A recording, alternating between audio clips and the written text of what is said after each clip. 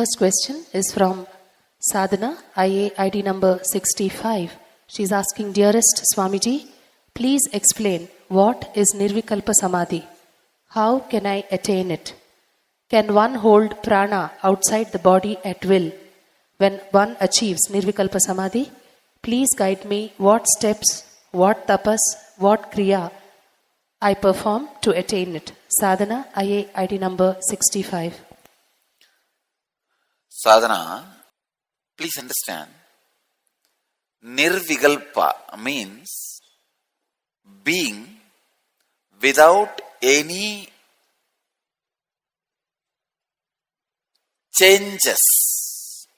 Vikalpa means changes, oscillation, diversion, dilution, differentiation. All these can be different meanings of the word, the Vikalpa. Nirvikalpa means without any of this. When one achieves Nirvikalpa Samadhi, he literally becomes God. He becomes one with the ultimate. Nirvikalpa Samadhi means your whole being, your whole identity dissolving into the cosmic existence. The individual inner space has no more disturbances, differences. Next question, how can I attain it? There are millions of methods, process, procedures. Pick up any one sincerely, authentically. You are already doing inner awakening. You are already initiated into unclutching. Best direct experience of Nirvikalpa Samadhi can be had by unclutching. Please understand. Unclutching is not even a path leading to Nirvikalpa Samadhi. It is a process directly giving you the experience of Nirvikalpa Samadhi. The moment you start unclutching, you are falling into Nirvikalpa Samadhi. It is not a peak to attain it. It is a valley in which you need to fall. It is not an object to attain it, peak to achieve it. It is valley to be fallen in it. When one achieves Nirvikalpa Samadhi, it is not even an achievement. Sadhana, to tell you honestly, you are asking so many questions about Nirvikalpa Samadhi, but any answer about Nirvikalpa Samadhi will not be truthful when you achieve that state. Now, whatever I say, when you start experiencing, you will only find my words are inadequate. If a common man, person who is in the road, who is a new seeker, if you ask this question, I can give an elaborate answer. Because I know for sure this guy is not going to achieve it. It is like a collecting maps. There are some fellows who are crazy about collecting maps but never travel. There are some fellows who are crazy about collecting menu cards but never eat. Crazy of collecting all the postal stamps but never send anything. Crazy of collecting coins but will never spend anything. Crazy of collecting swords but doesn't know how to fight. I know there are some people crazy of collecting things will never use it. Same way, if a onlooker or a person who is not that authentic or sincere, if you ask about this question, what is Nirvikalpa Samadhi? I can give poetries after poetries after poetries. I can sing any number of songs. He is not going to experiment it or experience it. But sadhana, you are already in the inner awakening. You are getting into Nirvikalpa Samadhi. So when I answer you, I wanted to be very responsible. Any word I give about Nirvikalpa Samadhi will be inadequate when you experience it. You are asking, can one hold prana outside the body at will when one achieves Nirvikalpa Samadhi? When you achieve Nirvikalpa Samadhi, you can hold prana out, in and out and in, anywhere you want. What steps, what tapas, what kriya I perform to attain it? Sadhana, you are already doing it. Inner awakening is the steps, inner awakening is the tapas, inner awakening is the kriya. You need to perform to attain it, and you are doing it. Next question. The question is, Dear Swamiji, I suffer from severe arthritis and had no hope of ever traveling to a place like Kailash. But while traveling with you last year, I had an unbelievably pain-free and pleasant journey. You had said that just being in an avatar's physical presence transforms even your physiology. Can you explain this miracle? We don't have the questioner's name. All right. Maybe because the person is talking about the personal disease, doesn't want to reveal the name. That's okay. But I know. The question is, I suffer from severe arthritis and I had no hope of ever traveling to a place like Kailash. I still remember when she came to me and asked that I want to come to Kailash, this person who put this question, I said no, because I know she has arthritis and she is quite old. Of course, women will feel offended if I say old. That's why I have to use the word quite old. It means old. So, but she came in Kalpataru and asked this as a boon. God, what all technical loopholes people find. In Kalpataru, what can I do? I said, all right, it'll happen. That's it.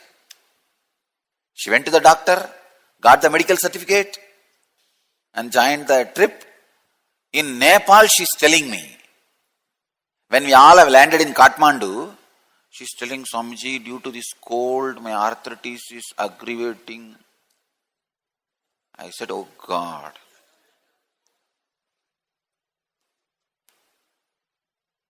But one fortunate thing is our Kundalini has already awakened because she has done some program. She has done IA also. Kundalini has awakened. You see, if your Kundalini is awakened, if you had a levitation experience even once, no need to have while you are sitting there. If you have had in my presence when I am initiating you directly, even once, then you can be very clear. Your body will obey to me more than your biomemory. Any disease you create for yourself, any trouble you create for yourself, I can get you out of it just like that. Because beyond the troubles you create for yourself, your inner biomemory listens to me. I can easily get you out of any problem. So she already had a Kundalini awakening. And I blessed her and healed her. Immediately she started levitating and then pain disappeared. I said, you will not have any pain. Don't bother. I'll take care. That's all.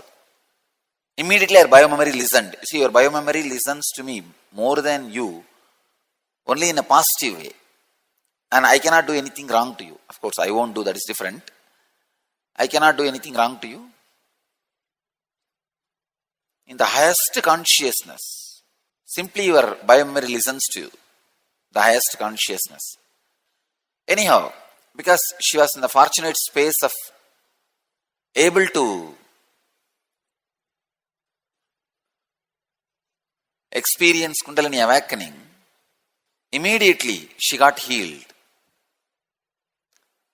And throughout the Kailash trip, till the end, she did not have any pain and her whole physiology cooperated.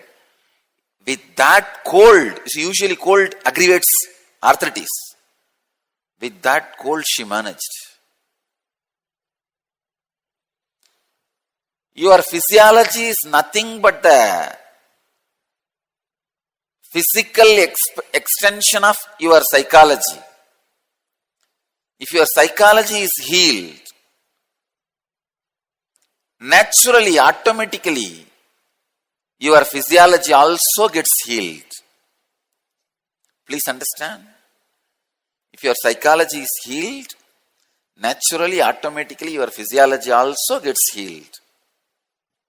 When physiology gets healed, when physiology responds to the Master's energy, presence, you can easily be given any spiritual experience. Spiritual experience will be very easy and highly possible. Because your whole being responds to the ultimate. Your whole being responds to that Kundalini energy. Next question. The next question is from Terry's son, IA ID number 92. She's asking, when a person is a vegetative state due to traumas of the brain, is it possible for that person to still work on their consciousness, or do they have consciousness at all? When a person got into a tragic accident, does it have to do with their karma or just an unfortunate incident? If it is related to karma, then how does one completely burn off their karma in this lifetime? Thank you, Swamiji. Terry son, IA ID number 92. Terry, first thing, he has consciousness, but he will not be able to work on it. If he has already worked before the traumas of the brain on consciousness, then he will be able to work even during the coma state, even during the vegetative state.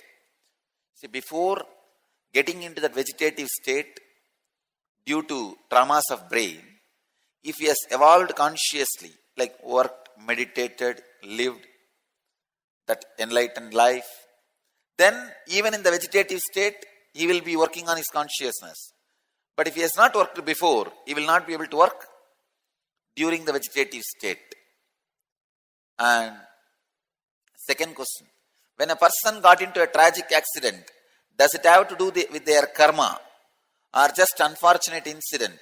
Terry son, unfortunate incident itself is a karma. If it is related to karma, then how does one completely burn off their karma in this lifetime? After getting into that vegetative state, if you are trying to burn off your karma, it is not possible. You should have done it, you should have started the process before. If he has not started the process before, if he has fallen into the vegetative state already, nothing can be done. He has to die. Only in the next Janma he can burn off the karmas. No other way. Next. The next question is from Hiranmayi, IA ID number 12. She is asking, Pujya Swamiji, Sadar Pranams. Why do people get thoughts to harm other beings? When suffering happens due to actions from such thoughts, where is God to protect the victim? Love, regards and gratitude. Hiranmayi, IA ID number 12. Hiranmayi.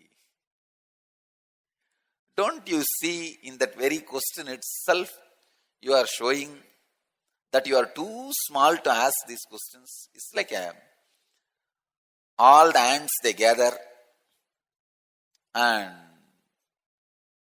try to ask a question. Why is elephant also painted in the same color like us? Black should be reserved only for us, not for elephants. We will sue all the elephants and kill all of them. Throw them into the ocean and warn the gods not to create any more black elephants. Let me tell you, why do people get thoughts to harm other beings? It is not harming others, basically trying to expand your boundary, that's all. When you try to expand your boundary, whoever you feel will not fit ideologically with your boundary, you try to harm them. That's it. So expansion is basic nature of life. So some natural rules when it becomes power, especially in many hands, this harming others, this kind of thoughts start happening. When suffering happens due to actions from such thoughts, where is God to protect the victim? Hiranmayi, understand, each one of you have an intelligence to protect yourself. That intelligence to protect yourself which is there inside you is God. I should actually ask, when the suffering happens due to such actions, where are you? God is there. It is you who is not letting the God to function and work. Protect yourself. So, Hiranmayi, even a small worm, if you try to kill, it will stand up to protect itself. So, the identity or the energy which is protecting itself constantly is God. It is there in every one of you, in all of us.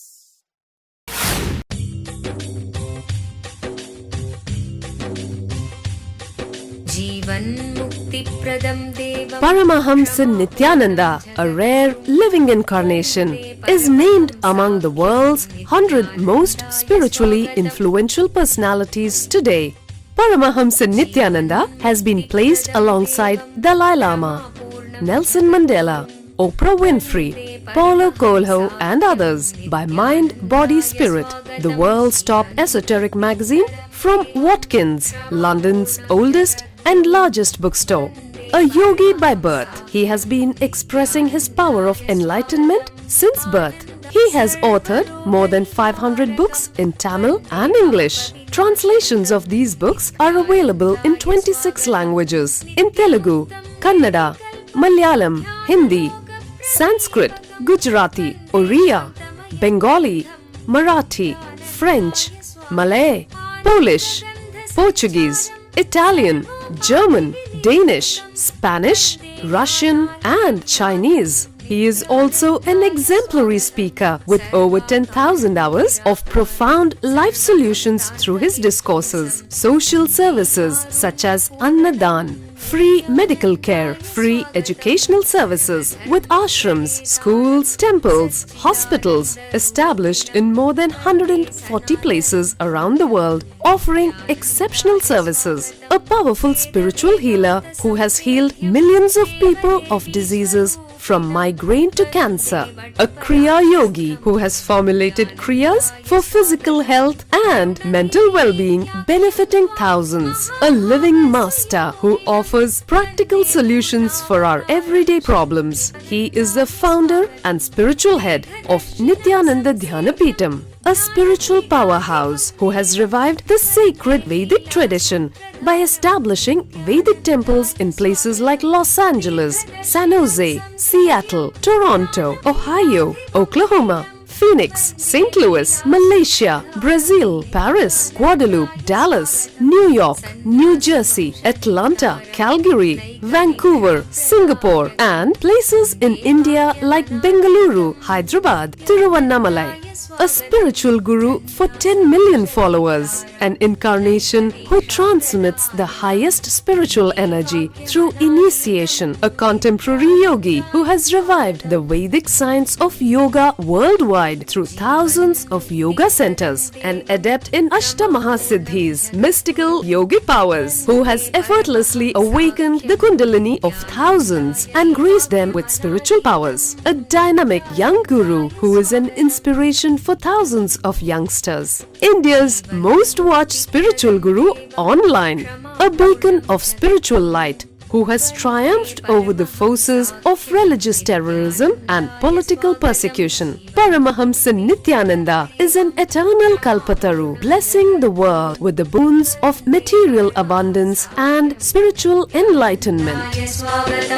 आनन्दानुभवास्वादं सर्वरोगनिवारकं वन्दे पापविनाशक्तं नित्यानन्दाय स्वागतं नित्यमुक्तं निर्विकल्पं ध्यानलोकप्रदीपकं वन्दे शान्तमयं बन्धं नित्यानन्दाय स्वागतम् आनन्दगन्धसञ्चारं सर्वोपाधिविनिर्मुक्तं वन्दे ज्ञानालयं नाथं नित्यानन्दाय स्वागतम्.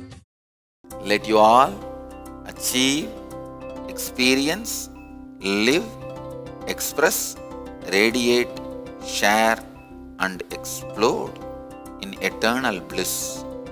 Nithyananda. Nithyananda Dhyanapitham, Nithyananda Nagar off Mysore Road, Bidadi, Bangalore 562109. Contact 097422033311. www.nithyananda.org. www.youtube.com/lifeblissfoundation.